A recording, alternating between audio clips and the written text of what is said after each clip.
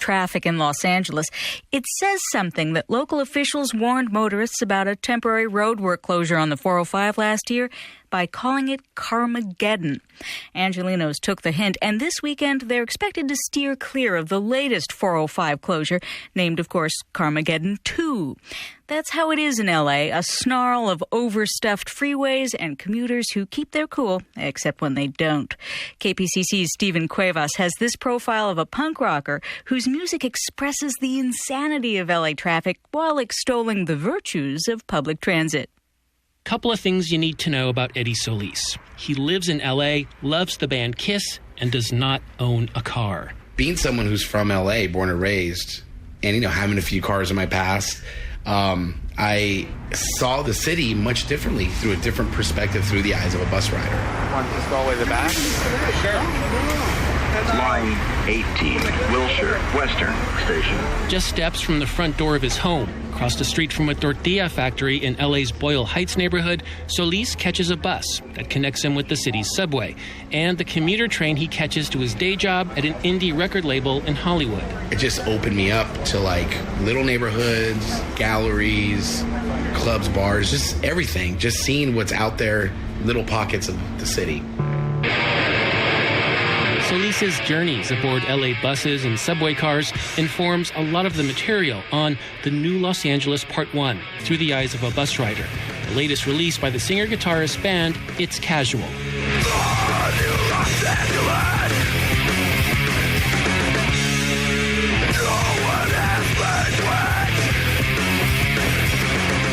In Solis's vision of a new Los Angeles, people abandon their cars, climb aboard public transit, and rediscover their communities. One song extols the virtues of the LA County Metropolitan Transit Agency's Easy Pass and the urban underbelly it introduces to the rider. And that's a nod and homage to, the people who know what you could even go cheaper and really beat the system and really steer away from spending money on gas and oil profits and all that.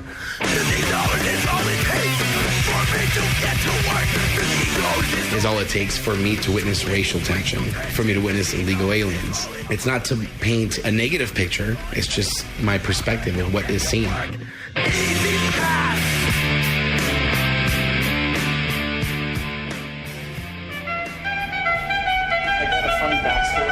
Off the bus and back on the street, we make our way past a jazz saxophonist playing for pocket change and down a long escalator to catch a train.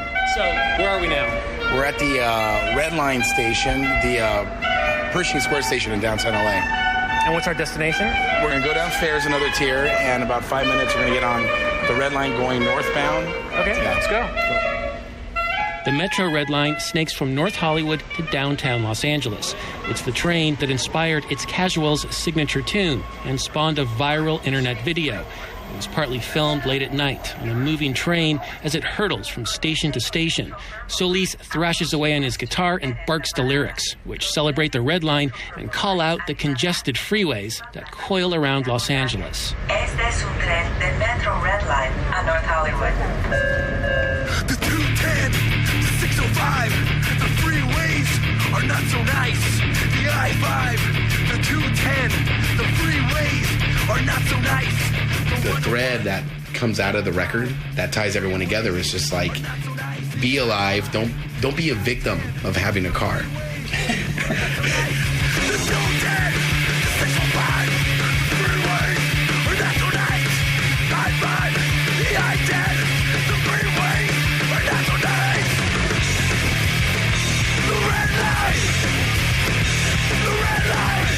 An MTA spokesman said he couldn't comment on Eddie Solis's furious pro-Metro message, but the Red Line video was a hit at the offices of Move LA.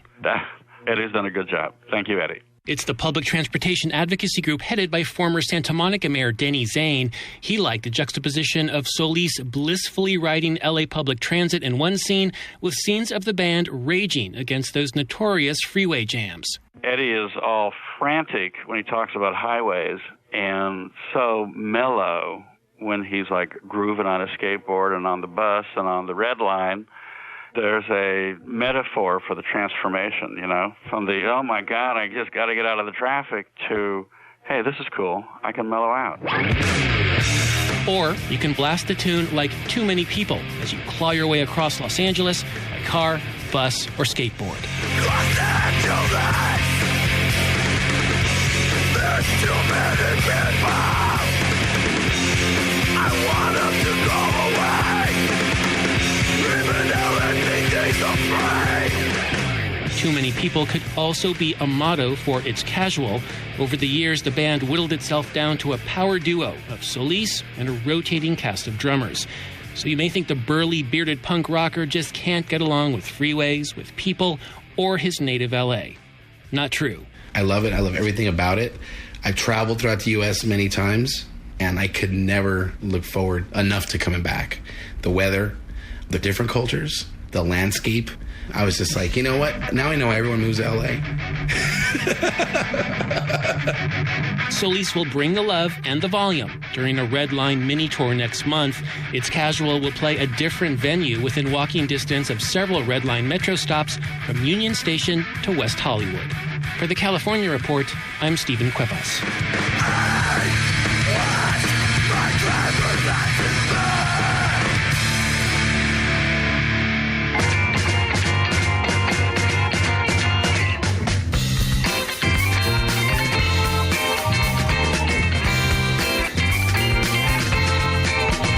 That's the California Report, a production of KQED Public Radio in San Francisco. Our director this week is Nina Thorson. Sil Muller is our technical producer. We had additional engineering from Danny Bringer and Howard Gelman. Thanks to Hank Hadley at KCBX. Our online team includes Lisa Pickoff-White, David Marks, and Don Clyde. Our interns are Catherine Borgeson and Rachel Johnson. Tyke Hendricks is our elections editor with production help from Tina Lauerberg. We had editing support from Paul Rogers. Victoria Malione is our associate senior producer. Ingrid Becker is our senior producer. The news director is Bruce Kuhn. I'm Rachel Myro. Thanks for listening and have a great weekend.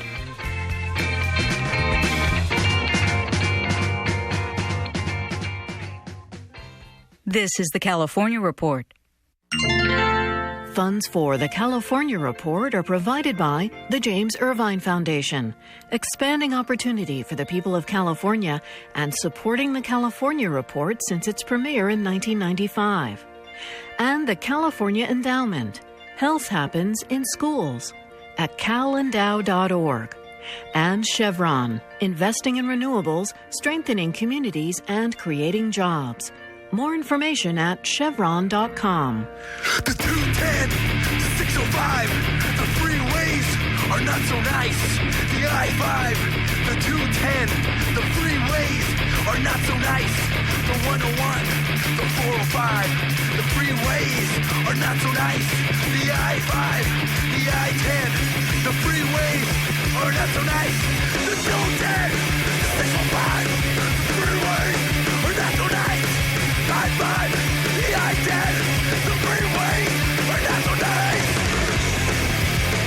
The red line, the red line, the red line, the red line, the red line, the red line, the red line, the red line, the 210, the 605, the freeways are not so nice. The I-5, the I-10, the freeways are not so nice. The 101, the 405, the freeways are not so nice. The 605, the 101, the 101, the 101, the I-10, the 210, the 605, the 101, the 405, the I-10, the freeways are not so nice. The red line, the red line, the red line, the red line, the red line, the red line, the red line, the red line. We get funny calls. Hey, good evening. Welcome to Los Angeles Nista, episode 114. I'm the show creator, producer, and host, Edward Solis. And we have Ephraim Scholes, the producer and the co-host of the show. Ephraim, how are you? Hey, I'm pretty good. How are you? I'm doing well, man. How's the weekend? It's good. It's good. Things are great. Things are great. What'd you do this weekend? Put the show together with you. Hey-o. Responsible guys on the weekend. Yeah, we're stoked. So we got, 2 hours to fill. We got 2 guests. Second hour, we're going to be doing the Wilmington episode. Ooh, that's second hour. We're going to focus on Wilmington. Elvis Cortez, transplants. Hi, Elvis. Alone. Hi. And we're going to be bringing them in. But at 12 o'clock, directly in front of me is our hour 1 guest. This is a Fullerton episode. I'm staring at you, 12 o'clock. I know. It's Ian Fowles. You're like a superhero. In addition to the Aquabats, I mean, you're the Aquabat guitarist, but you're also... You do everything. Hey, Ian started Death by Stereo with me. Well, yeah. I've known this guy half my life. He started it, and I just showed up. You just showed up. It's kind of true. He just kind of barged. I totally barged. He barged Jared in? told me no a couple times. Okay, so listen. So hour 1, Fullerton, California episode. Our in-studio guest, Ian Fowles of the Aquabats. You're also known as Eagle Bones Falcon Hawk of the Aquabat Super Show. That's true. And, everyone knows about this stuff. I got people bombarding me left to right. They're just like, dude, get me autographs, get pictures. Could we get in there? People, let's do it. Line them up. The parents love you. The parents love the you. kids. So do the kids. Is that a new thing? Well, the parents love you because the kids. Yeah, that's a new thing. The Aquabats has always been pretty family friendly, but now we're starting to see a lot more younger kids at the shows because of the TV show. Yeah, let's get into that. Let's plant some roots here. Ephraim, tell me the story how you guys ended up in Death by Stereo together, because Death by Stereo is still going. You guys are kicking ass. Tell the story, because I didn't know we became friends through Paul Miner. I met Paul Miner, and then I met you. I remember I went over there to hang out, and I took the bus, and it didn't go all the way there, so it left me at a 7-Eleven, and I called and from payphone, and you picked me up. I don't even remember that. You don't even remember that? Took me to jam with everyone, yeah. And what year was this? Bus didn't go that far. 97, 98, maybe? Late 97 or early 98? I think we played our first show in 98, early 98. 98, then we made a demo. Yeah. And then a 7-inch. Yeah. And then the rest is history. Okay. Yeah. And so now Ian's a gigantic television star. Well, let's talk about how you entered the Aquabats. Tell that story. I've been playing in a bunch of different bands, mainly as like a hired gun kind of thing. And both those bands kind of broke up. And just from being kind of in the Orange County punk scene, they just knew people who knew me and gave me a call when their guitar player quit. And came down and tried out and worked out. So it's pretty easy, actually. They're really easygoing bunch of dudes. It's really cool. And so you've been in the band how long? Like 8 years. I think it's 2006 I joined the Aquabats. You're a pretty old guy then. Yeah. Not as old as you, though. Oh! Not as old as me. Oh. Now tell me. When did you... The Aquabats, we've been around for the 20th year for the Aquabats this year. What's the first show you played with them? Do you remember that first show? That was a Glass House, I think. Yeah. It was in Pomona. Yeah. It was, we played there a lot. It's kind of home base, Yeah. And since then, you've been involved in a lot of records and world tours and Yo Gabba Gabba. Yeah. We've all, to some degree, everyone in the band has worked on the Yo Gabba Gabba TV show, and that's kind of helped push the Aquabats TV show to make that happen too. So that was really cool. Can you connect the dots for people that don't know the Aquabats connection? How that to Yo Gabba Gabba? Can you articulate that? So the Aquabats, the singer of the Aquabats, Christian Jacobs, was a co-creator of Yo Gabba Gabba. Nice. And they kind of they were trying to put together an Aquabats TV show since like 97 or something. Yeah. And they'd shot a couple pilots. Nothing was really happening. And then they started to have, some of the guys got married, started having kids. They're like, let's do a show for really little kids. I'm like, okay. And so they came up with these characters, some of which had been kind of characters in the Aquabats mythology and Aquabats world. And came up with these characters, and they shot a pilot in their backyard and just put it on YouTube. And it got tons and tons of hits. And eventually a production company took notice, gave them some money. They did a legit pilot, and it got picked up by Nickelodeon.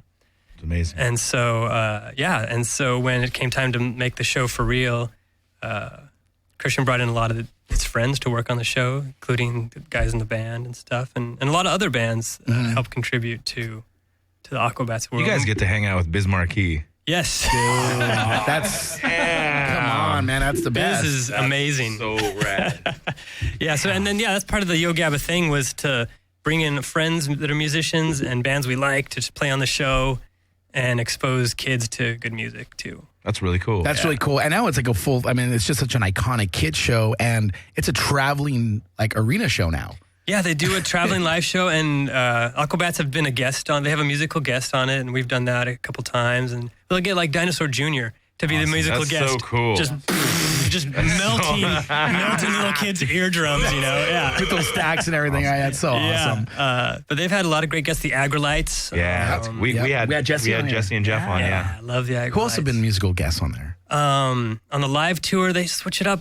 You know, whoever town they're in, they kind of try and find like a local. You guys did Devo, band. Yeah? I don't know if Devo's ever done the live show, but you work with Mark Mothersbaugh. Yeah. Right? Devo was on Yo Gabba. Mark Mothersbaugh has a permanent segment on the Yo Gabba show where he teaches kids how to draw. Awesome. Now, and then he did guest start on the Aquabats TV show too. I don't know if this is like a thing everybody knows about the Devo song. Am I not allowed to? No, probably not allowed. Yeah. Okay. He has all these musical things that are going on that are really great, and I'm not allowed to say any of them. Yeah. Because it's all top tier. Really anticlimactic. I'm all like, and then he'll tweet it, and then everyone will know. This dude's jamming with Cher. Why don't you talk about the Aquabats Super Show? Okay, yeah, it's a TV show for kids of all ages, right? And it's something that the Aquabats had been trying to get off the ground almost since when they started.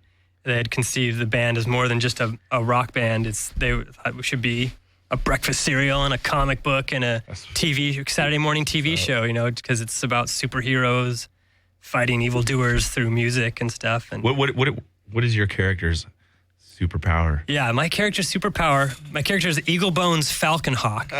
Eagle Bones Falconhawk. How did you? Is it like being in Kiss or something? Where like you're Eric Carr and you sit there and you're like, dude, I can't be Peter Criss. So you make the hawk makeup. Yeah, what'd you do? Did you sit there and look in the mirror? Yeah. How'd you come up with that? Okay, my first tour with the band, we're on the road and we got to think of a name for you now. And they're like, oh, you're skinny. We'll call you Bones. I'm like, all right, that's cool. And then the longer the tour went on, they just kept tacking on other names to it. Eagle Bones. Ooh, that sounds tough. You know? Whoa. Eagle Bones, Falconhawk. We can put 3 birds' names in there. You know? It just kept going. It's just ridiculous. Yeah. That's funny, man. That's good stuff. So, wait. So what does Eagle Bones Falconhawk do? Eagle Bones has a laser-powered guitar that shoots laser beams to destroy his enemies. You should get one. He also has. He had a run-in with the Spirit of the Sun. Wow. Who gifted him with the power of second sight so he can see into other worlds. Wow. And he was gifted with a mystical spirit animal named the Dude. Wow. That is a bird. So I can summon this spirit animal to do my bidding. That's amazing. Yeah. Good stuff, man. The Dude. That's a full plate. Yeah. That's a full plate of superheroism right there. Yeah. I'm so jealous. You know I know, it's so good, dude. We do an episode on the TV show that's like the backstory of how I get my powers. Like I always kind of had the guitar, but then I have to go on this quest. And I run into the Spirit of the Sun, played by Lou Diamond Phillips. Lou Diamond Phillips is on the Aquabats Super Show? Aquabats Super Show. Yeah. Dude. He was amazing. He's the coolest guest we had on the show, hands What about down. me? You're the coolest guest we have. What about me? You know what I mean? Hey, what Seriously. about me? Always Richie. What about me? Yeah, I know, Bob. It's not my first or my last. That's amazing. Here we go. Dude, hey, you know how weird it is? Like, oh yeah, my old friend, yeah, he shoots lasers out of guitars on TV. Lou Diamond Phillips. Fucking pretty weird. Richie with a T? How's Richie with a T doing? Yeah, it's great. That's awesome, dude. I mean, don't get us going on La Bamba. That's like... Dude, let's go. Dude, can I tell you the first time I saw La Bamba? Let's go. Let's do La Bamba. When it came out? Yeah. Okay. I'm born and raised Whittier. I'm going to find something. Me too. Okay. Really? Oh, nice. Okay. Remember the Fiesta Drive-In in Pico Rivera? I'm kind of young. How old are you? 26. I'm young. I'm 39. Me too. So okay, on Whittier, on Paramount and Whittier, there was this old... Richie! No, there was this old movie drive-in theater called Fiesta Drive-In. Yeah. And it was Whittier and Paramount. And, they had 4 screens. And when Born in East LA came out, so did La Bamba. So it was a double feature in the heart of Pico Rivera. That's crazy. Dude, that's where I saw Is it a swap meet now? No, it was, and then they tore it down. Yeah, I have been there. Dude, I remember that place. But like, I was like 10 years old, I think, or 9. It was like 84. I'm like sitting there, and first time I smelled weed. Everyone was just blazing, and I saw like people do beer bongs, and my parents were like, "Hey, don't look at that." And it's like Born East LA and La Bamba back to back on a Friday night in Pico. It's like people are just losing control. Oh yeah, you're so lucky. That's great. I'm lucky to witness that. Right? Lucky. I mean, I'd probably be losing control too. Eddie, I just realized something. What? We totally need to get like a sampler because that made me feel like Howard Stern. Yeah. Like we just need a bunch of samples. We need one of those. So when you're talking, you're gonna be like Aruga. to be there. So Ian, so on the Wait, can I take one La Bamba comment? Yeah. So you can tell us more. Brian than one. Setzer as Eddie Cochran. How perfect is that? The best. How perfect is that? So into it. So good. So on the set, do people talk to him about La Bamba at all? Lou Diamond Phillips? Do they ever say, "Hey, Richie, what's up"? No, I don't think so. Were you like, "What's up? What's up, young guns"? No, we were all just kind of like well behaved. Yeah, you're all, "Hey, young guns, what's going on, La Bamba?" You should have asked if there was like a La Bamba 2 coming out. Chavez. There should be a production house. Totally, Chavez. I want to team up with you and your crew and go to a production house and make La Bamba 2 and just call it Bob. And all about Bob. Avenger Bob. You know what? Bob, if he was if he was alive, man, he would be the leader of all rockabilly gangs. Bob is alive. Totally. Bob is alive. I know. And you're on a quest. I am on a quest. I'm just not trying to brag or anything, but you're Bob? I may be speaking with Bob coming this week here. Dude, if the I could actual have, Bob. If I could have, dude, my homie is related to him. You mind if I sweep around so I can just talk to him? Show me the leather jacket. You know what's the best? To me, the best scene in La Bamba is when Richie gets back from his first big tour and they're having a family party and he's going like this. Yeah. He's like, and everyone's holding him like, relax, man. Dude, you just can't he's just out of control. You know, it's funny. Okay, so we're gonna take a music break. All right. We're gonna get back. We're gonna talk to more Ian Fowles. And we're going to talk more about Aquabats Super Show. Cool. And we're going to get into Fullerton. Yeah, let's and I'm do going it. to tell everyone how to get we there. are going to get into Fulas. But we're going to talk about... Fully hurting. Fully hurting. That's a lot of fun people your call favorite it. places, and we're going to get some insight. All right, cool. Hi, this is Eddie Solis. You're listening to Los Angeles Nista on Skidrow. This episode of Los Angeles Nista is brought to you by La Mascota Bakery, a family-owned business serving the community since 1952. Tamales and sweetbread, made the old-fashioned way daily.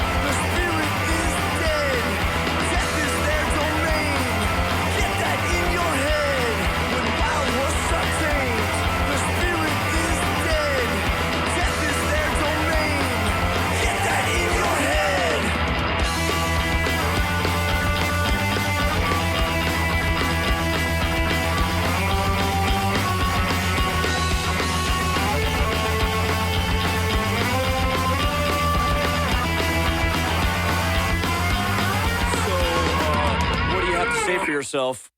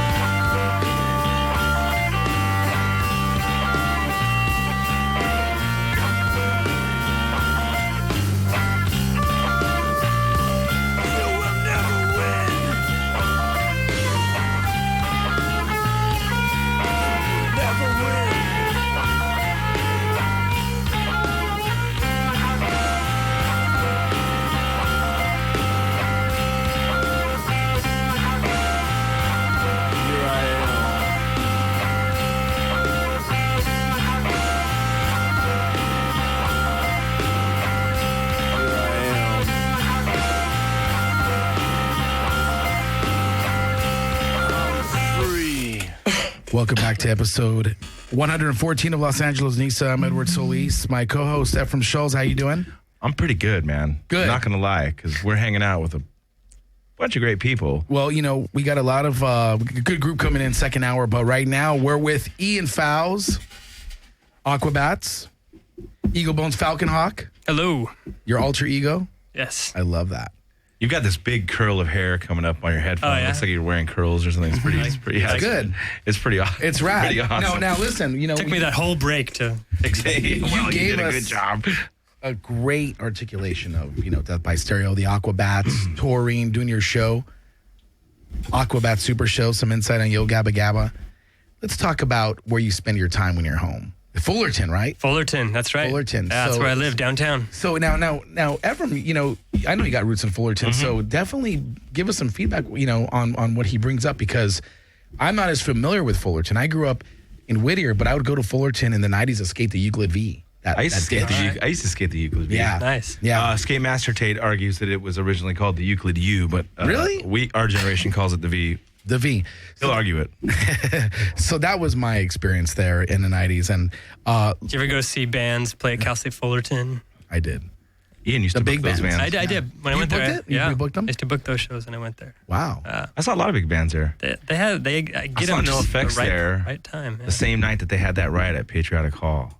Whoa. It was cool. Is that a At van- least I is got that to a see them. Vandal Everyone show? else got shut down. Was that a Vandal show, that riot? Yeah, Vandals No Effects. I think it was Vandals No Effects. Patriotic Hall? Yeah. Was it? Yeah, in downtown. Yeah, I think that was it, right? It's when they It was filmed the same day, right? Yeah, yeah, yeah. Sweating to the Oldies, right? Yeah. Yeah, they played the noontime thing. oldies. Isn't that cool? Very cool. So Anyways, Fullerton. yeah. Tell me. A lot of okay, music history in A Fullerton. lot of music history. Now, what venues, being a musician, a professional, and I take it that you're a fan still. You like to go see bands. Oh, yeah. You're not definitely. jaded or nothing? Definitely. No. Tell me the venues that you like to go see bands at. In Orange County or in Fullerton? Fullerton. In Fullerton. There's the Continental Room. Oh. I love the It's a great Continental little Room. stage. Yeah. I think that's one of the best rooms in town. Yeah. Really? Yeah. What's capacity there? That's got to be it. I've been in there when there's 300 Less people than in there, 200 and maybe? I felt I like don't know. I was going to Too pretty die. small. Okay. Then And the sound's good? Yeah, it's good. Yeah, it's a very It's a intimate vibey situation. room. Yeah. Little velvet curtains that just rise up automatically when Killer. you start playing. Yeah, it's pretty rad. Yeah, it's very cool. I could see It's Casual knocking the doors off that Oh, place. yeah. You should play there. man. Yeah. I've never been there. We should go. Yeah, it's great. It's Lot- around lot the now- corner from the Slide Bar, which is also great. Yeah. Who has free shows and pays bands? Yeah, Who does that? I mean, other than Scion affiliated That never shows, happens, Yeah. you know, see, all the Scion shows are like, you know, fly the band's first class, go, you know, rent a club out, and it's like, okay, it's free, and we're paying the band what they're guaranteed. So it's like the Slide Bar, you know, they're like living up to that, and No, they're independently absolutely. owned. I mean, Insane. you know, it's insane. I've seen so many great shows there, like from metal. I've seen like Prong. Yeah. You know, who else have I seen there?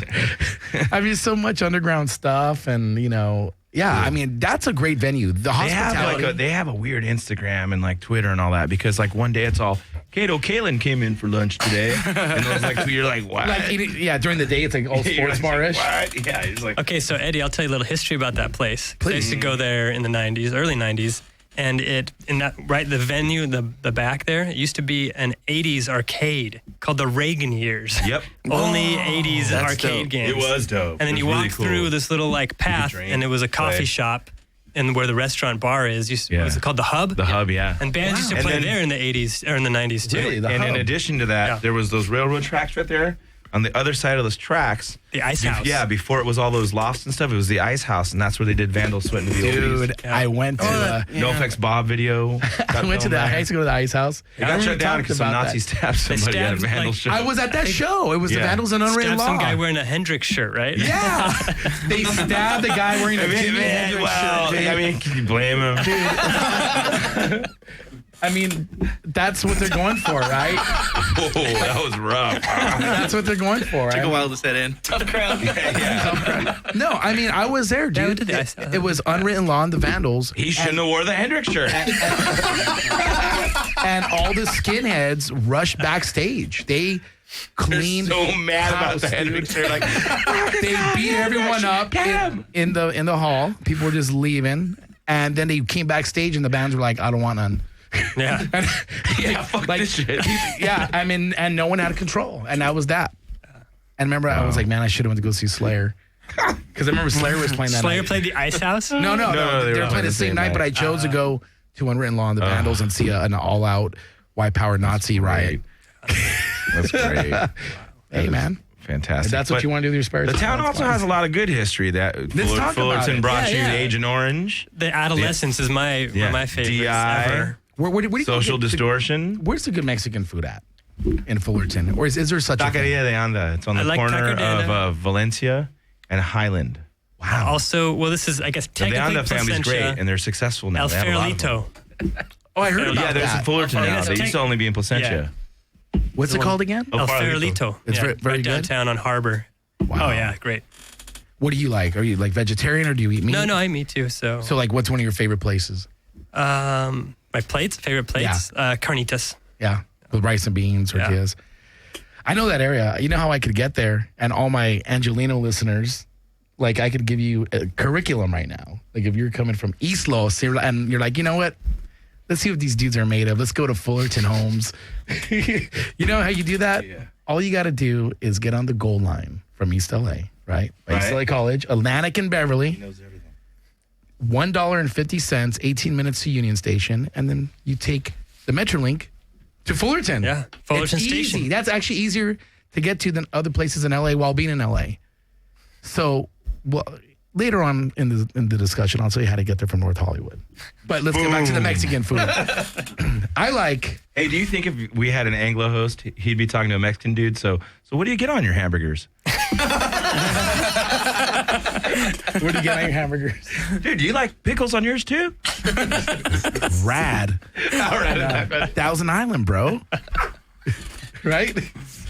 Wait, so Taqueria de Anda, what Ephraim mentioned, didn't your family know that de Anda? Yeah, my mom knows of the Andas. Yeah. She's known him since like pretty much day one. So you get Huge, hookups? dude. How great is that? Good stuff. Amazing. You get hookups on burritos?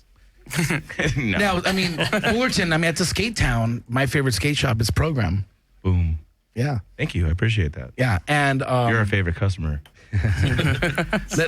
let's talk about. Well, there used to be a lot of record stores.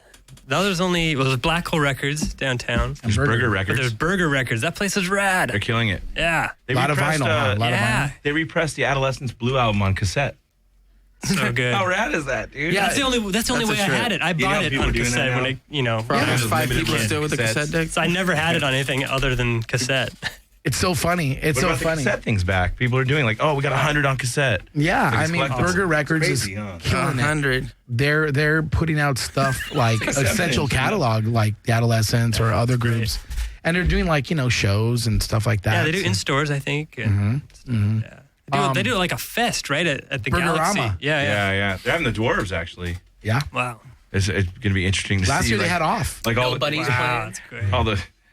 It's going to see a lot of dwarves fans and come in there, and I feel like they're just going to kind of just hate on the Burger fans. Oh, As long as they're not wearing a Hendrix Unfortunately. shirt, it's going to be all right. Just don't wear a Hendrix shirt when you see the dwarves. Man, Hendrix. Hey man, So I'm going to wear a Hendrix shirt to a Vandal show. Who's happens. the singer of the Dwarves? Lag. He came, Aquabats played in San Francisco once. He came to the show and was like loving on us. He's like, I never knew. That's so This is actually really great live. You loved it? Yeah. I think people get shocked. They're like, wow, the singer of the Dwarves, like the Aquabats? What? You know what I love about the Aquabats live is before they come on, it's like they have these different videos that change at different shows, or they had them where like they fly in, like they run down the ramp from a jet, and then they come on stage and they're in the outfits. Or like they had another one where Like if like we when you leave went off stage, for you an rode encore? off into the sunset on horses and then stopped. Like, Wait, you want us to come back? Like a video we play behind us. That's cool. it's pretty badass, huh? That is badass. Yeah. I've seen you guys twice at the Glass House. Oh, cool. Yeah, but let's Probably go back. before I was in the band. Think so? I mean, yeah, probably. I think it was like 15 years ago. You're pretty old, man. Yeah, I am. The first time I saw the Aquabats, I was like 17. I was opening for them at the Showcase. Showcase. With the decons? Kleenex, I think. Wow. Yeah. Kleenex. Oh, you're in Kleenex. I was in a band called Kleenex for a little bit. Yeah. My old band used to play with you, 12-inch rollers. Thomas Rulers. Wow. Yeah, me and Danny, and then we used to be. That's how I met Paul Coos? Miner. Coos and whiskey.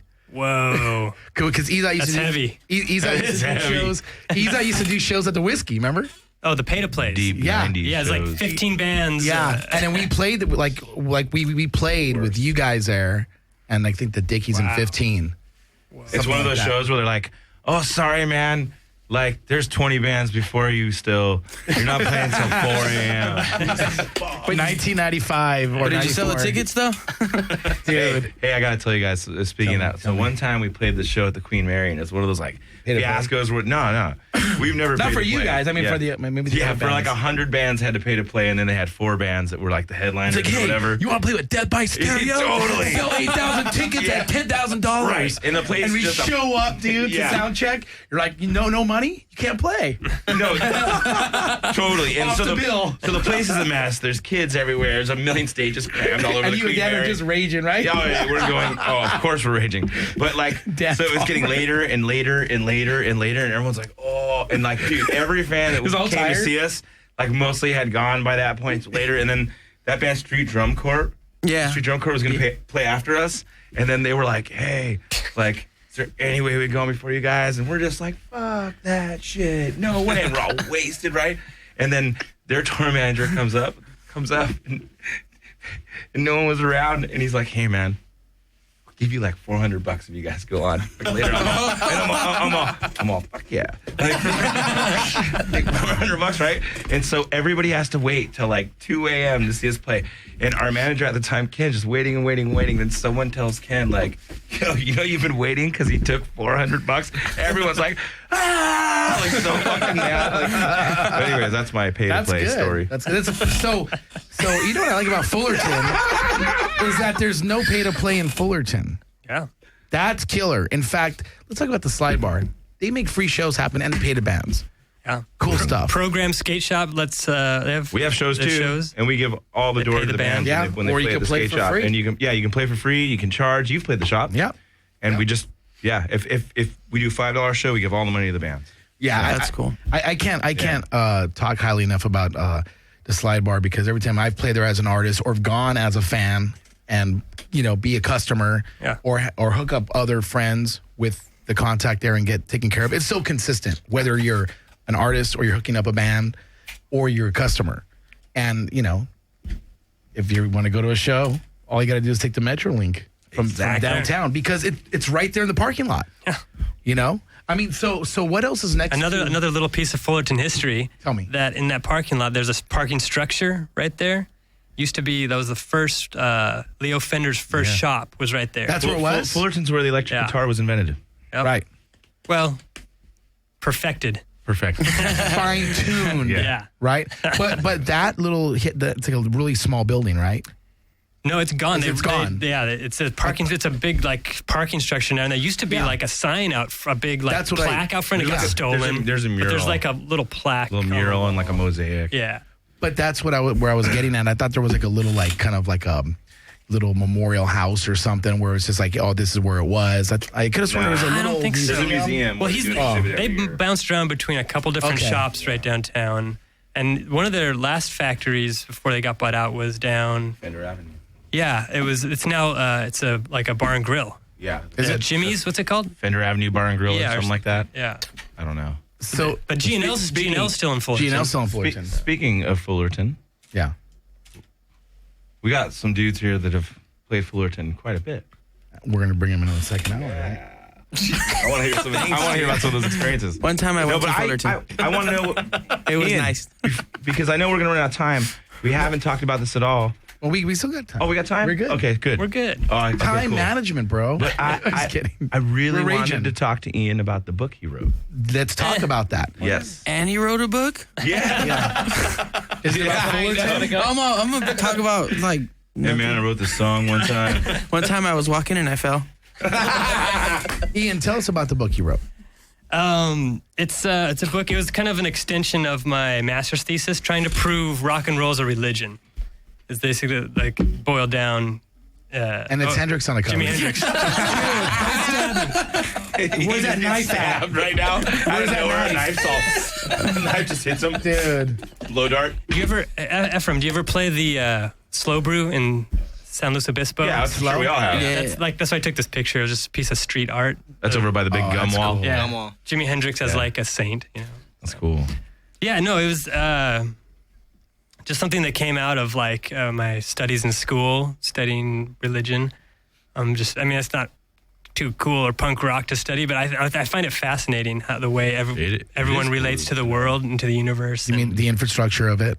Yeah, just all kinds of different religions, what people find meaning in, And as being, in a band and touring around and watching how people react to music, and you're like, wow, and like, man, and I just basically said, well, rock and roll, it can be a religion as well. Right. It has their scriptures as the music. It has their sacred places, the concert venue.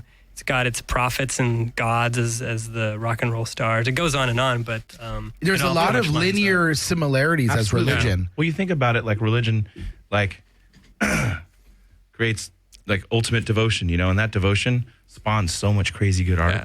So much religious art is amazing, and hey, nice.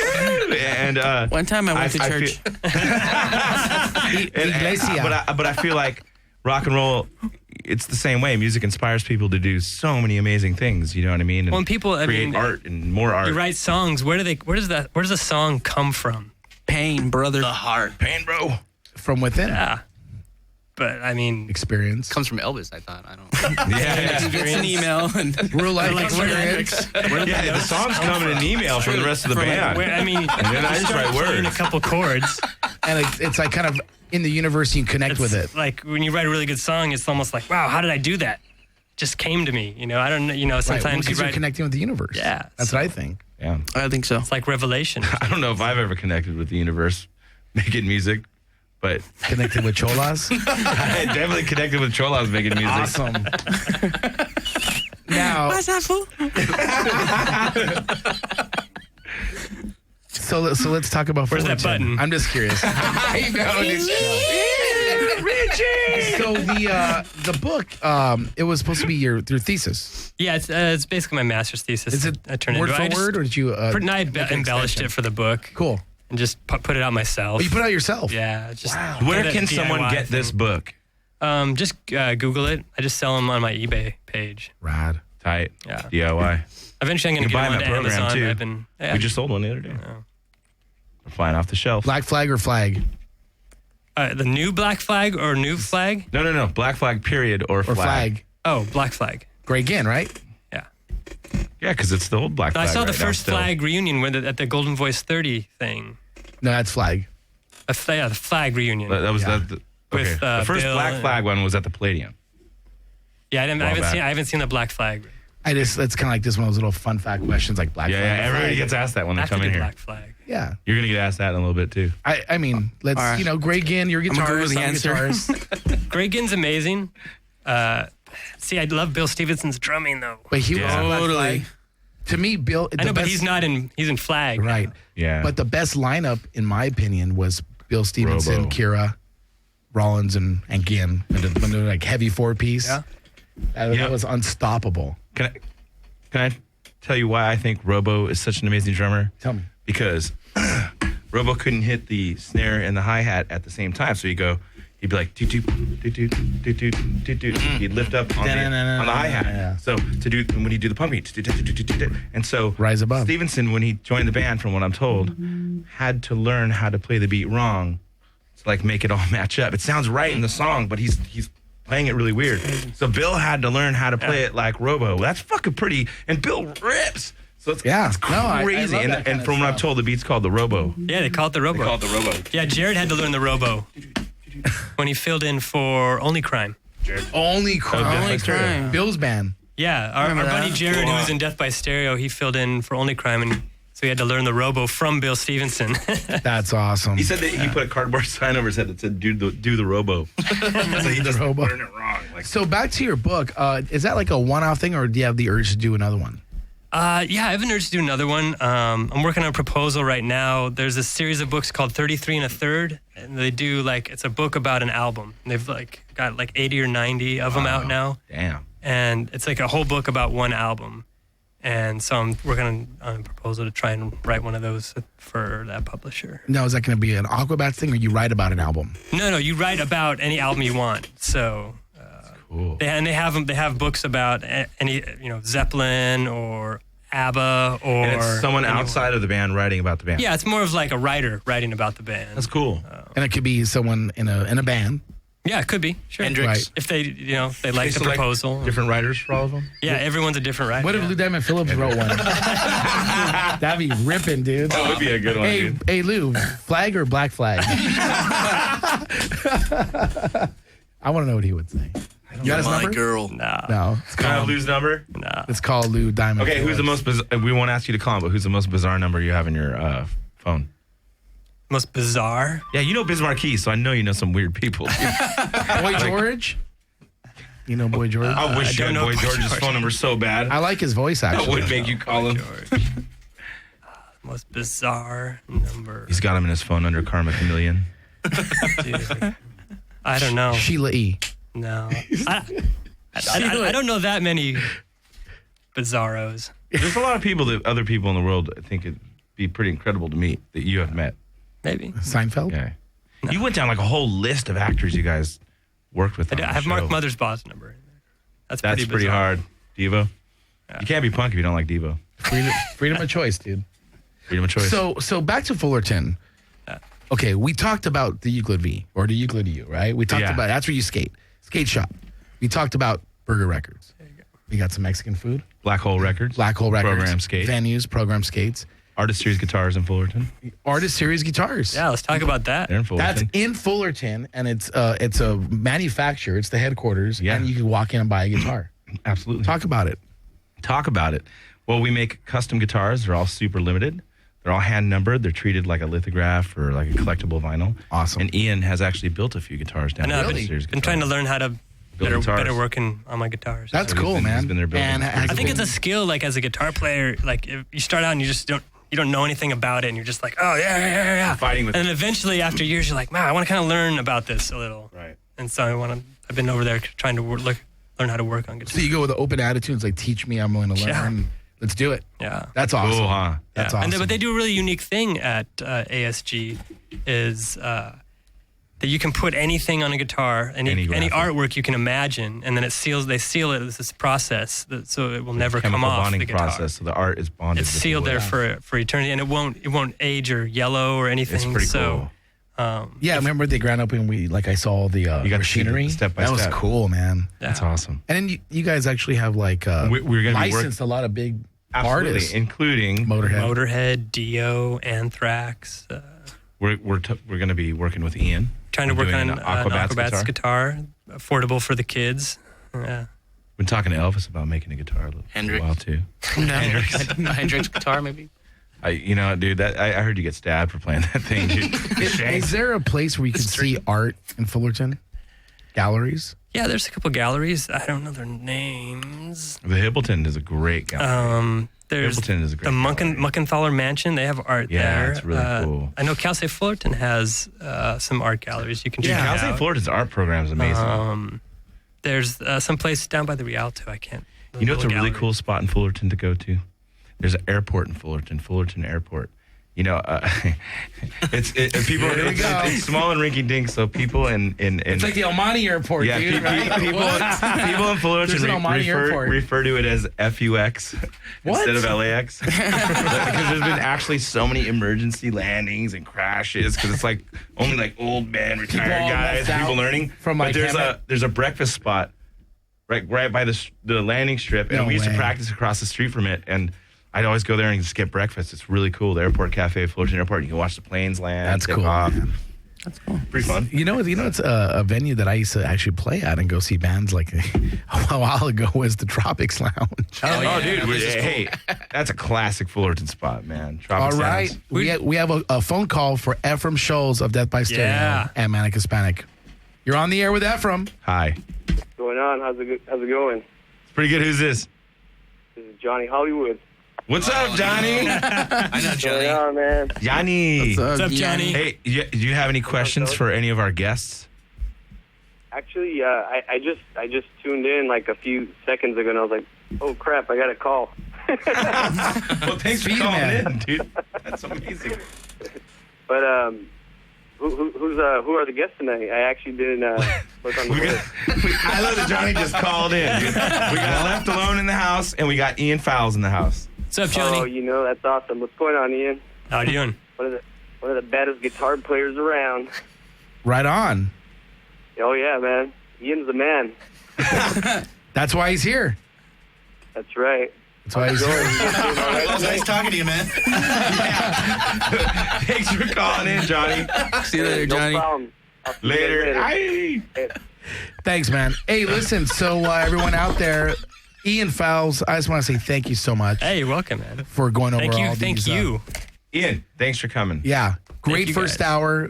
Please stick around. Sure. We want, we got- want to talk to these guys, but we want to know what you think too. Sure. Elvis Cortez is coming up. He's going to play a few tracks live in the studio. Plays with Left Alone and Transplants. We actually We're have gonna talk. everyone. Yeah, here the tonight. band's here. We're going to introduce them. We're going to take another music break. We're going to sound check Elvis.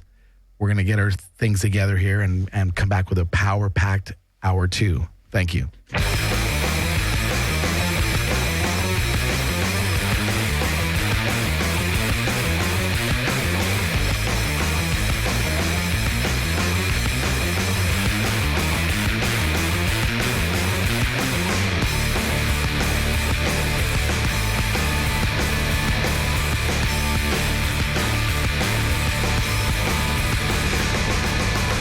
Keep the children occupied after school. Gotta find something for them to do when they come home. Nobody's around. Keep them occupied after school.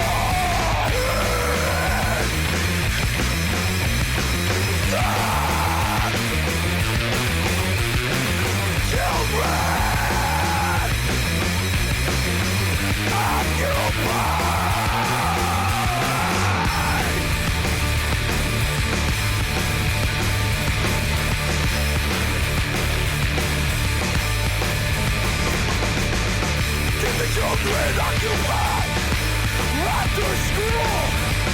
Gotta find something for them to do when they come home. Nobody's around. We gotta get them occupied after school. Good. Them occupied.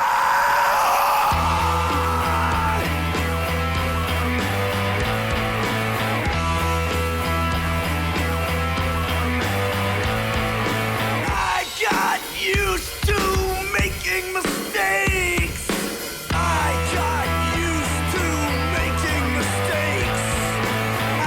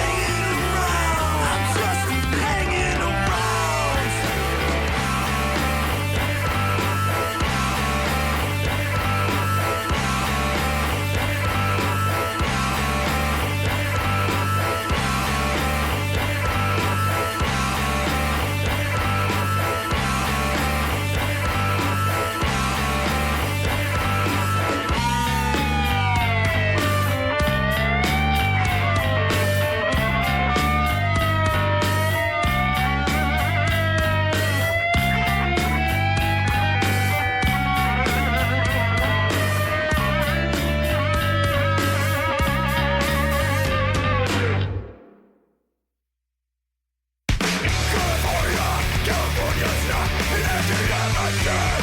California, California's not an ATM machine.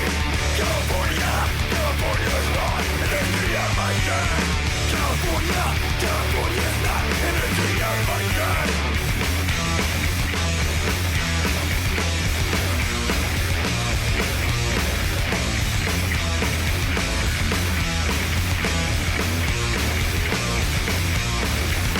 California, California's not an ATM machine. California, California's not an ATM machine. California, California's not an ATM machine. California, California's not an ATM machine.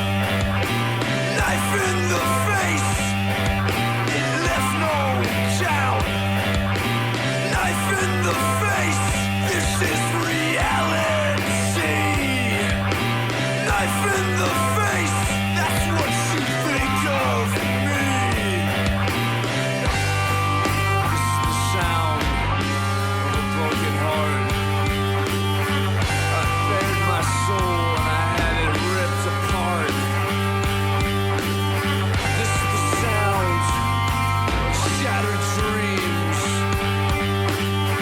they flew too high.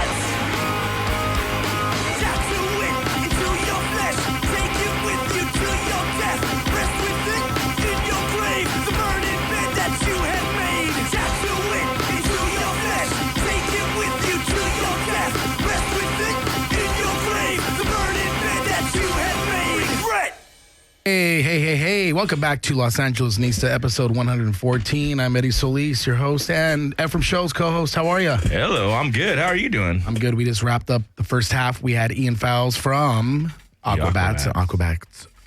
Can we give Ian a round of applause, everybody? Yeah. Love this guy. You know what? Also, he's a fellow left-handed guitarist, man. Whoa. Yes. Go back to the circus freaks. Forget that, eh? Hey, man, you have to have special scissors. Coffee mugs don't work. If this was another country, they would have chopped it off already. You know? Why do we always say that being left-handed is the left-handed path? Because everything in religious cultures is the right hand is the good hand, the left hand is the evil hand. Really? Yeah. I'm sitting between you guys. I'll give you a little weird. You're in a left-handed path sandwich. I kind of am. I don't know what that means. That sounds like it could go somewhere real weird. Yeah, let's not get weird. Let's keep the ratings up and our advertisers happy. Let's talk to some za. First. Bring him in. I'd like to let's do this old school. Go down the line, introduce yourself, and tell me what you do in Left Alone. Elvis Cortez. That's my name, Elvis Cortez. I play guitar and I sing. And you're also into transplants, right? Yeah, I play guitar for the transplants. That's killer, man. Yeah. Well, we'll get into the details of that. You brought some bandmates with you. Yes. Introduce your bandmate. Right of me. I am Ben Shaw. I play the drums. I try to. I am James White. I play the bass and supply a bunch of jokes. Okay, James, I got to talk to you about the gang situation in Whittier because you're from my old neighborhood. I just close my eyes, man. When I hear a gunshot, that's it. I just had a discussion. Okay, I'm going to take 30 seconds of your time between Norwalk and Greenleaf. There's 16 Slauson gangs. and Beverly. There's 16 gangs. You heard about that? Or did you just listen to my episode? Los Nietos, CR, LTP, Whittier Valle Locos, By Brown Village. Brotherhood, Whittier Village, Refamos, North Whittier. Dead End, Danby Street, East Whittier. I mean, that's already 11. Jimtown. Yeah. So, I know my gang knowledge. I know my territories. So, when I could have a conversation with someone in my old neighborhood. Yeah. This guy is right from the heart of my old neighborhood. You tattoo right in Uptown, too. Yeah. Let's talk about that. Yeah. Why don't you tell everybody where you tattoo if they need a good tattoo? At Crimson Moon Tattoo. It opened up in the 90s as Monkeys to Go. And okay. You remember that place? Everyone's That's where I get my flight check. Everyone's all, flight shirts. I bought some creepers there. Dude, we still get people to Some this day. hairnets. You know what's rad is when a dude switch from cholo to punk and he walks in all fucking flexing. He's all, where's the flight jackets? Just this got out of Monkeys jail. to Go is in Fullerton now. Where Is the it? Shocky used to be. Everything goes back to Fullerton. Can you buy knives there and stab people with Hendrix shirts? I'm just kidding. I don't know. That's behind the curtain. Where they do No. I'm excited because your band member is from my old neighborhood. I mean, I grew up right behind that Shakey's. Literally I had a half blocks pipe. away, yeah. And I still have a lot of friends that live in that vicinity. We've had this come up about Whittier before. Are you familiar with a band called Death Youth Foundation? Death Whittier? Youth Foundation. DYF, old party band. No, I spend a lot of time. They're more widely club music? They're more widely known by senior citizens. Like us. They're in that scene. I spent a lot of time at church during those days. Oh, okay. Well, Spider Club music. Yeah, Spider Club I was music. in the womb. That's a label out of Whittier. I was chilling. What neighborhood do you live in? White neighborhood. Yeah? What does that mean? Yeah, he goes to Wilmington and he freaks out. He's like, Elvis, there's those gunshots? I'm like, nah, they're firecrackers. He's like, it's January. I'm like, don't trip.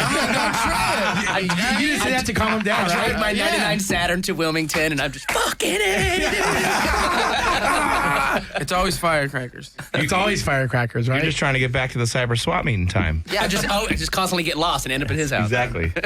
In an alley. Elvis. So left alone, right? Yes. Now, I've actually seen you guys before. I want to say you guys have been around for a while. Yeah. Now, I want to say, correct me if I'm wrong.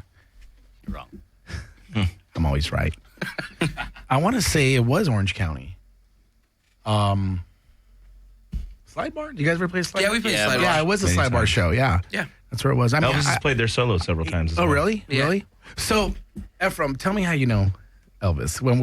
We were talking about... Are we cousins? I think we are cousins. We were We look talking... like cousins. We were talking about, in our pre-production meeting, we were talking about the scene of all the different, bands. Dude, Elvis is a dude. Explain it to everybody. Elvis is like the dude that knows about every those, like, fucking underground band. Every band, With some whether it's ska, Southgate or Wilmington or Whittier or like, I don't even know. You know about every band. And Elvis has turned me on to bands I never heard of that are huge. Yeah, I like bands. But there's this whole huge underground punk scene happening that's just like popping, dude. And you guys are a big part of it. Your band is a huge part of the scene.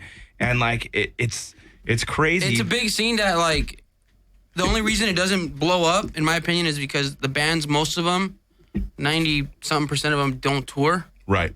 Some are now starting to. But they don't East LA, mostly Mexican kids. But they don't need the audio, for reals. No. Like, even when they go to shows, like I'll book a show, and, like, they'll hit me up, like, cool, we're down, whatever, and then they'll be like, can you supply the equipment? And I'm like, I'm used to, like, you know, you van trailer, you bring your stuff, you want to play. You're like, I'm paying you a good guarantee, they're all too. coming in 1 or 2 cars, and it's like, it's just that vibe. And I'm like, so when I adapted to it, I bought Backline, and I have it now because it's like, that's how they play. They play backyards with that kind of vibe, but it's a huge You'll be in a backyard with like 600 kids going off. Vans just did a documentary on Off that. the wall. It was really cool. Yeah. Okay. Actually, Adam, get over here. Adam, come over here and talk about it. We need you on camera. Adam Murray, our house photographer for Los Angeles NISA, he worked on the band documentary called Off the Wall.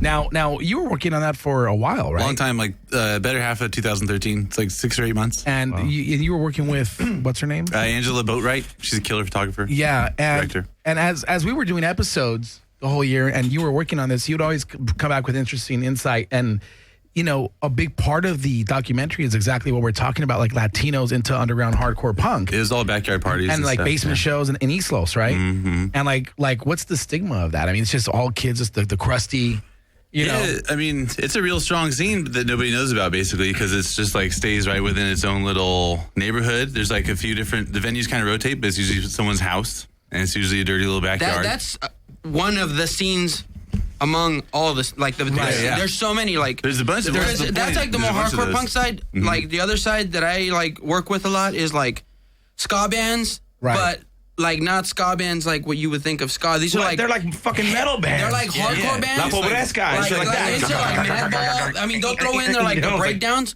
with like a full horn section. Which crazy. And it's funny because like I was talking to like Mr. Bungle. One day Tim asked me, like Tim Armstrong, we were talking about music because he's very interested in this stuff, and he's like, what's going on in the scene? And then I played him a song, and he was like just blown away because he was like, they mixed those two, like, that's crazy. So then I came up with this compilation to give him the boot from Hellcat, but it's called, in Spanish, Dale la Bota, and it has like the pointy boot of the Mexican style thing. Right? So that I got like as many bands as I could fit in, and I released it, and it did pretty cool, because it did well because all these bands that are like really big in the scene that aren't really exposed out, that kind of worked to push them out.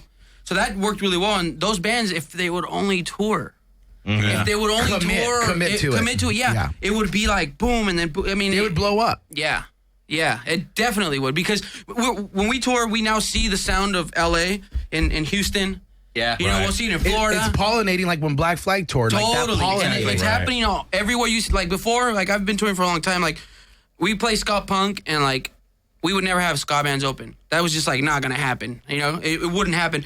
Then you started seeing it little by little. Then you see bands with like horns and organs and like, but they play like that kind of style, like straight up punk rock, and then they'll throw some breakdowns and then some like ska tradition. It's just cool because it's like it's such a mix. And if only a lot of the LA bands would tour, it would blow up the scene way more. Like Voodoo Gloscos are one of the first bands that started that. Yeah. They're like the godfathers of that stuff. They had like the metal riffs with the horns, like Crazy Train. Oh, yeah. You know? True. And like, he did actually. These bands are talented, one of the bands, Proyecto Macabro, was one of those guys. Proyecto Macabro, they played for me a bunch of times. Yeah. Really? Yeah, those guys are badass. Okay. These young dudes, their music's super heavy, but it's still ska, but it's like they wear zombie makeup and all this shit. I mean, there's so many. But you put out a lot of good bands. I was going to ask you about the That's the band that stuck out in your head. So that's one of them for sure. You got to know, too, that Elvis puts out a lot of records for a lot of really good bands on his own label with Smelvis Records, and which is segueing into Hellcat. Yeah. And you're supporting the scene. Yeah, well, I like the bands, and like I like to put out records. For me, it's fun. Like, it's really fun to kind of put out a record, the time that it takes to, like, you know,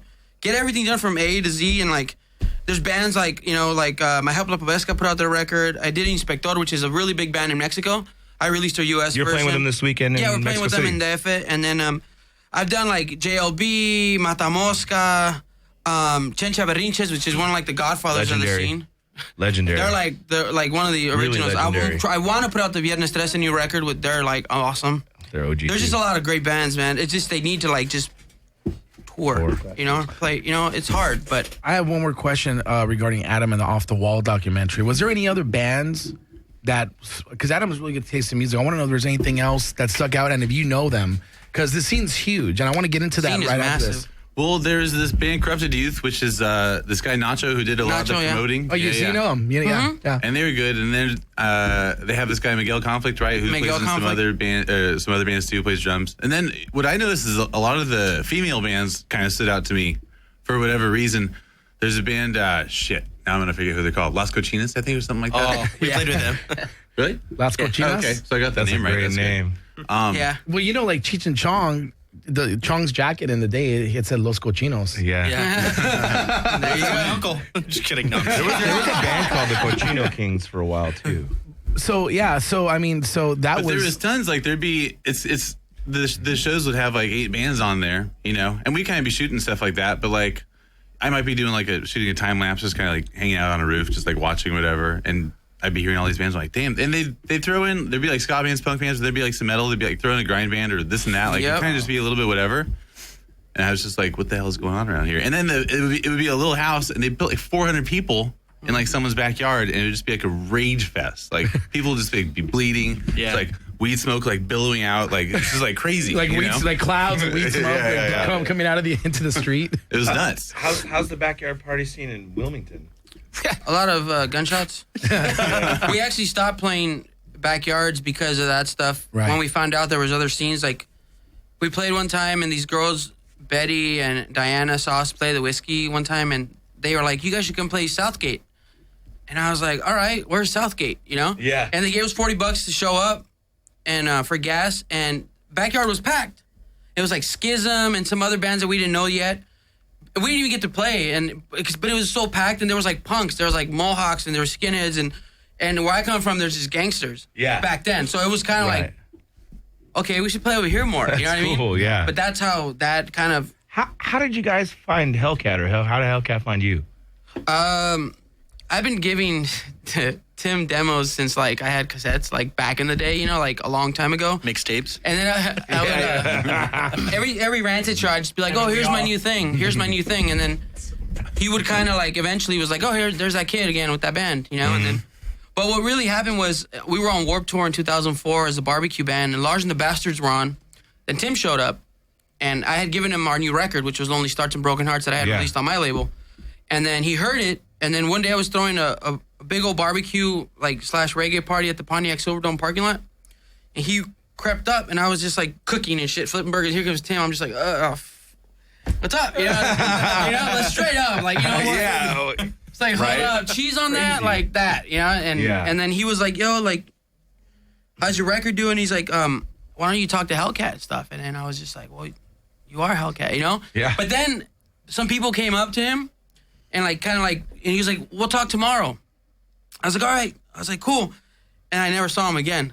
So then one day, like months later in October, I was on my pad, like hanging out with my girlfriend, and then my buddy called. He's like, yo, Hellcat's having a Give him the Boot City release at the Knitting Factory. Let's go. And I was like, I'm with my chick. He's like, I'm in your alley. Let's go. So I was like, all right, later, chick.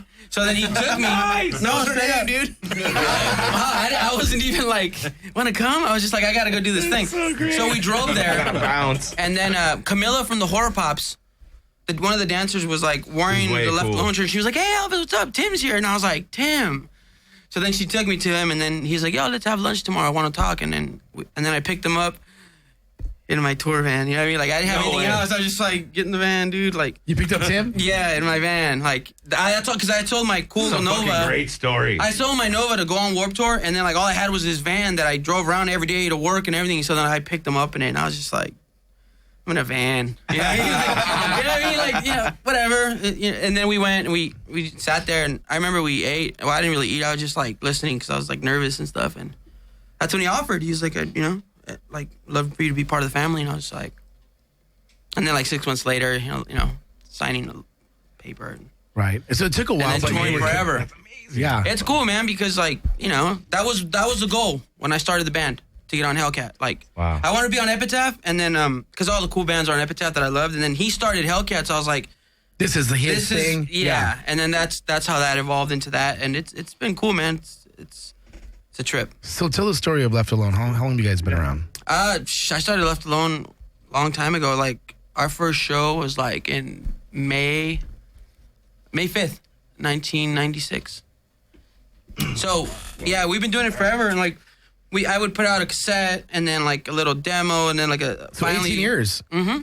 Wow. Yeah, and then I would put out like 18 with a bullet. I used to collect Star Wars toys, the old ones, before they were really big, and I sold them all to put out my first CD, and then that's what started the label, and then I just put out CD after CD after CD until I still do, but yeah, it's been a long, like, everything's been DIY. Even when we signed to Hellcat, like, they help us do that stuff, but we print our own t-shirts, like, we still do a lot of ourselves. You do everything. Mm-hmm. It's like your house is like the center of the universe for punk rock, dude. Like, it's crazy, dude. Like, all the merch is getting made. You're jamming there. Like, the labels There's two running. bulldogs like, guarding the place.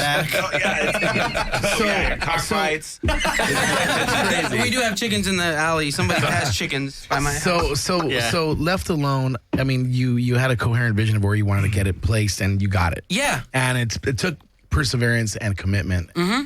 And, like, you guys have been around 18 years. Yeah. Now, let's talk about how you got involved in the transplants. Same thing. Like, Tim's always been, like, really, really nice to me and helpful and, like, really respected me and stuff. And one day I was at home. I just got home from tour, and he called, and he was like, are you home? Are you on tour? And I was like, I just got home. He's like, I think it was like a Thursday.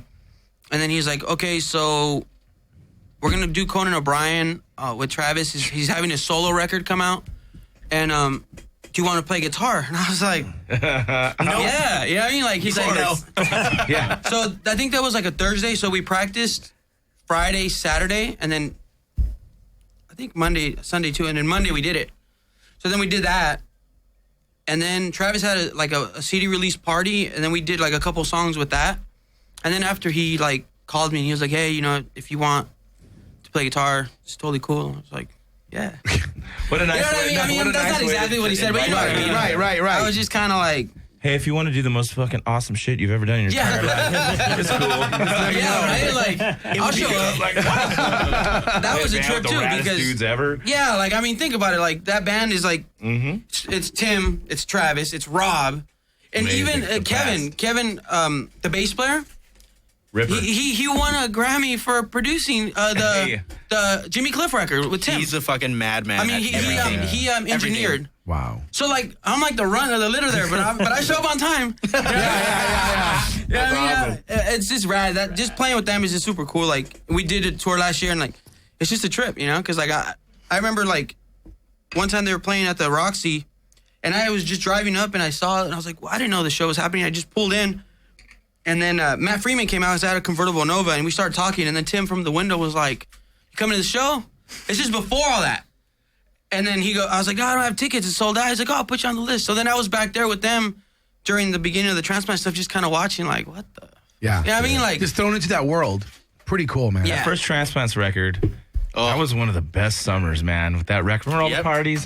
Dude. Changed my life. When they shot that DJ video at the Saharan Hotel, they ran out of this motel, and they basically bought the motel out, and we're just like, all right, we're going to destroy your hotel. You can fix it with this money and make your place way better.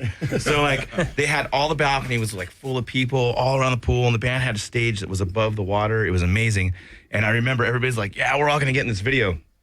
But they had these kegs in the hotel rooms, and I kept going in the room, and the next thing you know, me and my friend Timmy are in there just partying, yeah! And then, like, so much time goes by, and everybody's like, later, dude. Like, everyone's leaving. We're like, oh, we didn't get in the video. We were in the room. That's funny. Anyways, back to you, Elvis. Well, he brought his guitar. Yeah. Are you going to play some songs for us? Let's do a song at a time. Grab your guitar.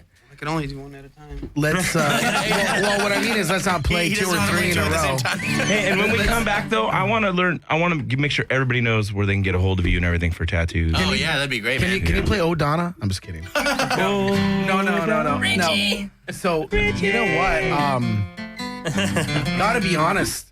We had some good nourishment before this segment. We had amazing Poppy's nourishment. Pizza dropped off pizza pies for our 114th episode, and that was all your first time trying Poppy. That was amazing. I don't even like pizza. I like that pizza. I just want to say what they dropped off wouldn't even be referred to as pizza, known to mere mortals. What they dropped off was an experience.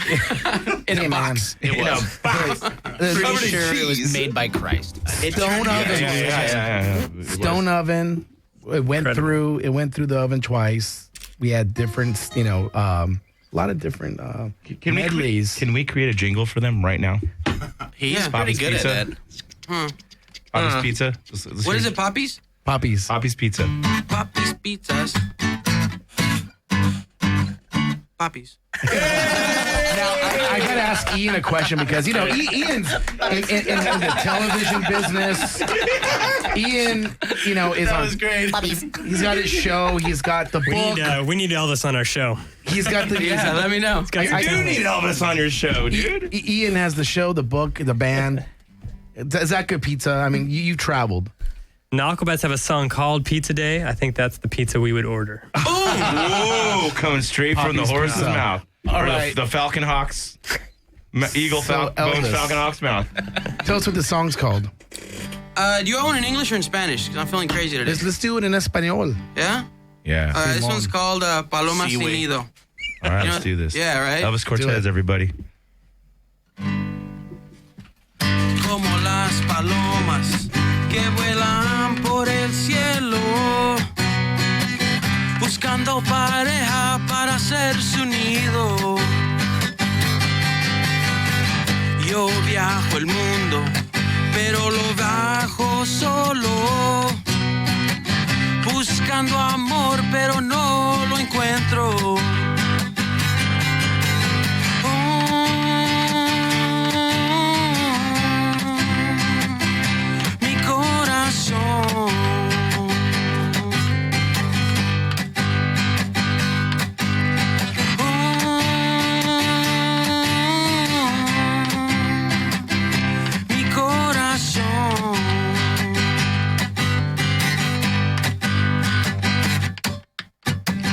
No sé qué es más duro, vivir contigo sin ti.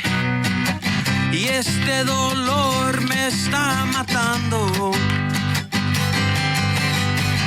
No sé qué hice para merecer este sufrir.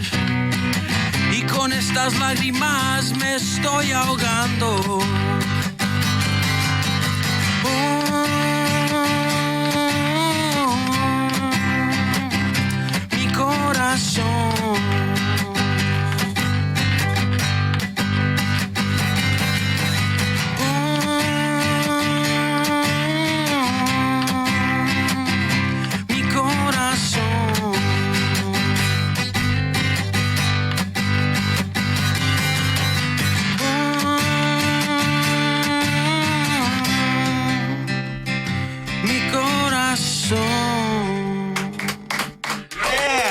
Well done. I sense a Latin Grammy in your future, my boy. My friend right there. Yeah. It's my friend. It's your friend? Yeah, exactly. Guess who's sitting next to him?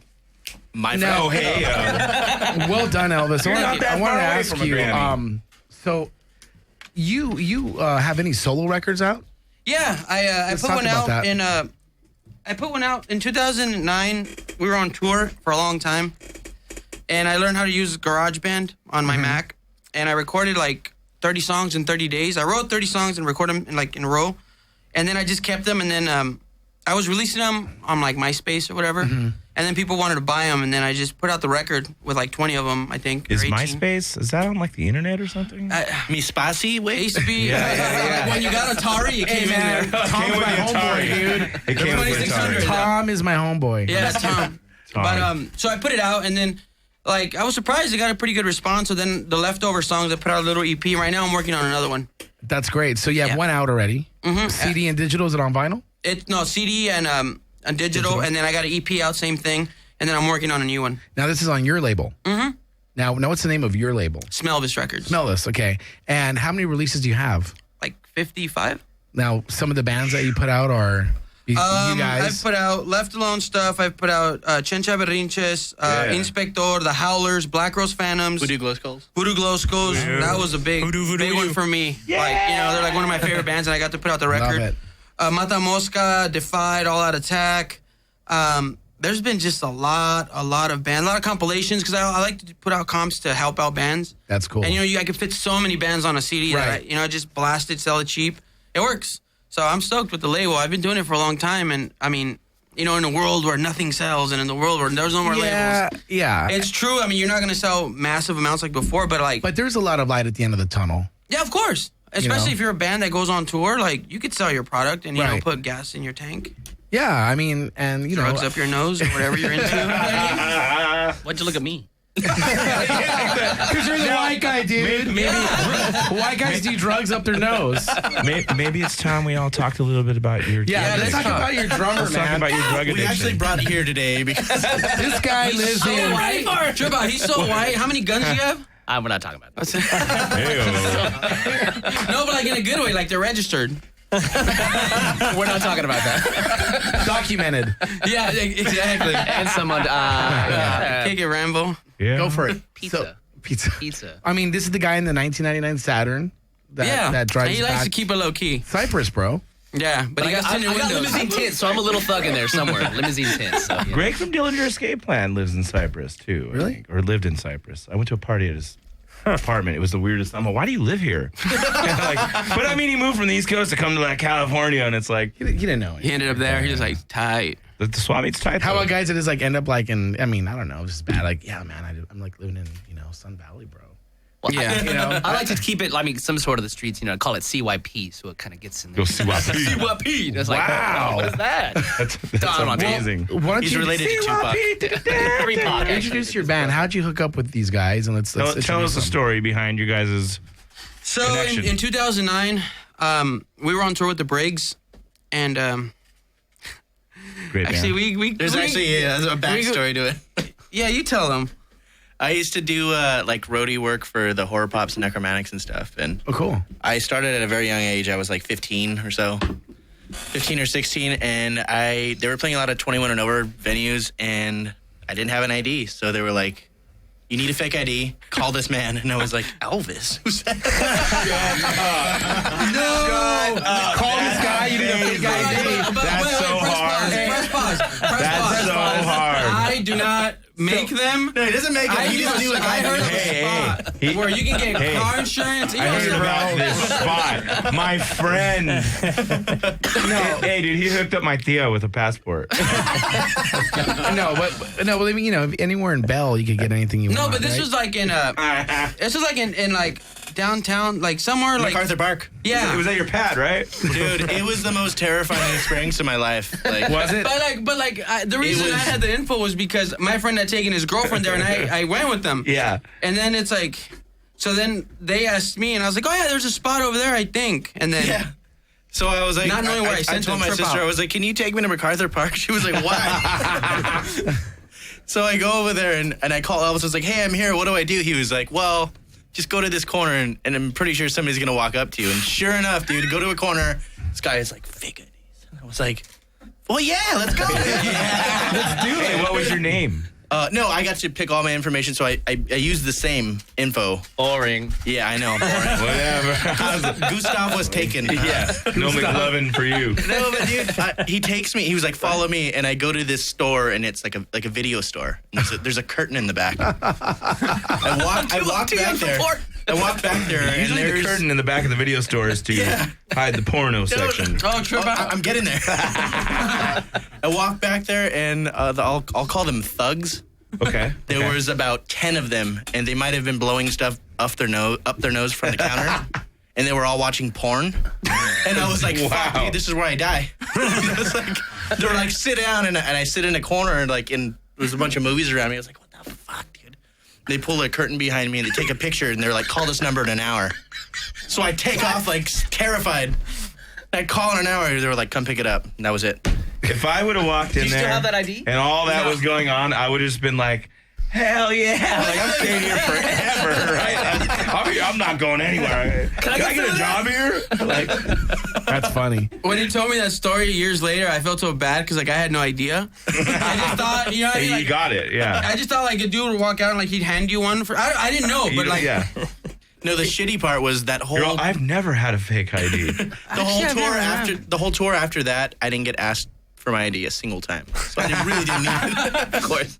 But I made a great friend. Hey, that's great. Yeah, so we were on the tour, and then he was doing merch, and our bass player at the time moved to like was going back to Hawaii, so he played really good, you know, bass, stand-up and electric, and then he just like learned the songs, and like we just started jamming. This guy. He's still playing a crust band from Wilmington that's been around since like 89? 87, I think, yeah. What are you, like, fucking 49 years old? No. It's actually you see all this white right here? Look at it. Yeah. No. It's this band Armistice, which is like... Armistice? Oh, yeah, I know Yeah, Armistice, right? yeah. Like, the Pooh Bear? You know that band? Yeah. Jerk out. So that... Really? It was like we started, and then like Armistice was already around. So we became friends with them. And then I had a record Played store. with the McCoos. Yeah, record store? Yep. Yeah, I had a record store in Wilmington. Yeah. And I would do shows at the Allen Theater, and then he was their in drummer. Southgate. Yeah, he was their drummer. And then, so he played my records. I have photos of him and all that stuff, and he was just always in the band. He was just that kid in the band. And then he joined this, like, band that went to Europe and did this, like, whole major label thing, and, like, was on a TV show. Weird. And then when he left that... What band was that? A band called Foolproof from Fullerton. Nice. Really? Yeah. What is it? Weird, right? That sounds familiar. Yeah. And then, Crazy. our Sounds recording familiar. engineer guy was like, "You're always looking for a drummer. This is like the perfect drummer for your style." And he's really into music. Yeah, you should talk to him. I was like, "Who is he?" He's like, "Oh, it's like I think I know him." So then he called me. He showed up, and then we jammed, and that was it. Killer. It was easy. It was like, you know, The best part about it is he showed me an old photo album of when I was little Indie Kinnicus, and he showed me, "Oh, you playing drums right there?" And I'm like, "Whoa, that's weird." And I was dressed like I had all these photos of him. Like I was dressed like Christopher Robin, so I had to like these really tiny. It was a Halloween show because Armistice was dressed up like Winnie the Pooh and the Yeah, Tigger. That's right. That's right. So I'm like this little teeny like playing cross, you know? And I'm like, I got this really small Scout shirt on. It's too small. It's That's good time. That's pretty Yeah, good. So you guys have a show coming up, right? In Mexico City. Yeah, on Valentine's Day, I play with Inspector Acoustic in their hometown Monterrey, and then they fly out the next day on the 15th, and then we play in Mexico City with them. They're a really big band out there, and they're really cool dudes, and it's gonna be pretty badass. That's killer. Wait, well, we're talking about Wilmington. Can we bring up the PCH? I started that. No way. Yeah, that was my You club. did not No start way. the PCH. Yeah. My We played there. You want to see the birth certificate, dude? It's mine. You're the Elvis. You're the Elvis that used to throw the shows there too, Yeah. right? You want to know why I started that? It goes Why? back to like Tim. Like I used to always read about Operation Ivy, Rancid, Green Day, Swingin' Utters, that they all started in this place called Gilman Street. Right. So I was like, I want a Gilman Street. So then I started one. I opened. I mean, it's not Dude, the there was same. a I'm not lot of disrespecting. epic That's shows like there, I saw dude. some great no, shows yeah. there. But like the reason I started the PCH Club was Played some because great I shows wanted Have your some- own home. because every time we play a backyard, it gets stopped with fights, gunshots, or the cops. So I was like, it sucked to always try to throw a show, open up for a DJ, and you don't get to play. And we would open up for DJs. It's, You know, you wouldn't get shot, but you just get your car broken into. It was cool. it was I'm just gnarly. kidding. But so It's true. then I But opened I'm not that, kidding. and then that still kind of owe me. like, for a certain amount of time, it did really well, and then like it kind of just disintegrated. Because like after a while, I let these older punk dudes that were in the scene like kind of like run it, and then Is they. that when like 16 would play and Excruciating Terror? 16, Oh, I great. got. You know that they published a little like baby book about the PCH Club that has like all these flyers. Right. Yeah, it had like Life's Halt, Contraataque, Dude, Life's Los Halt's the Crudos. shit. I saw Yeah. Ink and Dagger there once. Ink and Dagger, dude. Really? Yeah. Jimmy Eat World played there before they played the Long Beach Arena or something like that. Wow. World. I played there with Good Riddance. What's that songs. band? Nerve Agents played there. Like I played there with Nerve Agents. so many bands played there, man. That by Stereo? Crazy. Yeah. Yeah, it was cool. I liked it. Wait, you're in Death by Stereo? Oh my god. No, dude, he's a manic Hispanic, bro. That's right. Is that hair You're color right. product? Yeah. So listen, so we gotta wrap it up. Okay, wait. Really quick, everybody. Elvis. Yes. All the social medias and everything you need to know to learn anything about your world. Left Alone, Elvis Cortez, everything. I just look up on Facebook. That's probably the easiest way. Elvis Records, Left Alone. yeah. Okay, can you chime in on that? Talk about That's the EP that came out last March. Any websites? But we have a new, leftalonemusic.com. We have a new record coming out in July, so we'll be on tour, I guess. Oh, here, the camera right here. Yeah. Man. So it'll be. That's the wrong way. Facing you. That's the EP that's out now, and that's a wrap. And all your Instagrams, Twitters, say it. Everybody go. Boss Burritos. You can find my tattoo shop, Crimson Moon Tattoo, on Instagram and Facebook. I'm going to come visit you in Uptown. Yeah, dude. I'll hook you up. TheAquabats.com and our TV shows on Netflix and The Hub. Boss Burritos Instagram. Dude, I'm on you. Thank you. Hey, we'll leave